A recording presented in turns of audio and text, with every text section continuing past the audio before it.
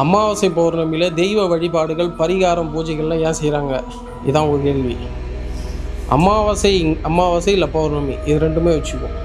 அமாவாசை பௌர்ணமியை ஒரு முழுமை பெற்ற நாள். சந்திரன் அன்னைக்கு முழுமை பெற்றிருக்கோம். அமாவாசைன்னா அன்னைக்கு முழுமையாக எதுவுமே இல்லாமல் முழுமையான ஒரு நாள். அன்னைக்கு குறையாவோ வளர்பிறையாகவும் இருக்காது, தேய்பிறையாகவும் இருக்காது. அந்த முழுமை பெற்ற நாள் எப்போவுமே தெய்வ வழிபாடுக்கு உகந்தது. அதே போல் பௌர்ணமி அன்னைக்கு தேய்பிறையும் இருக்காது, வளர்பிறையும் இருக்காது. அன்னைக்கு முழுமை பெற்றதாக இருக்கும். அன்னைக்கு ஒரு நாள் 15 நாள், அமாவாசையிலேருந்து அடுத்த 15 நாள் பௌர்ணமி அன்னைக்கு முழுமை பெற்ற நாள். அந்த முழுமை பெற்ற நாளில் தெய்வ வழிபாடுகள், யாகம், பூஜை, தவம், தியானம், யோகம், இது எது செய்தாலும் சித்திக்கும், சீக்கிரத்தில் கிடைக்கும்.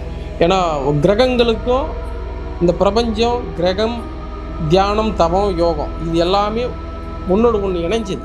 அப்போது ஒரு முழுமை பெற்ற நாளில் ஒரு கிரகம் முழுமை பெற்றிருக்குது. அந்த ஒரு நேரத்தில் அந்த ஓரையில் நீ செய்யக்கூடியது அந்த பிரபஞ்ச ஆற்றலில் உனக்கு சீக்கிரம் சித்திக்கும். அதனால தான் அமாவாசை பௌர்ணமி தேர்ந்தெடுக்கிறது. காரணம் அது முழுமை பெற்ற நாட்கள்.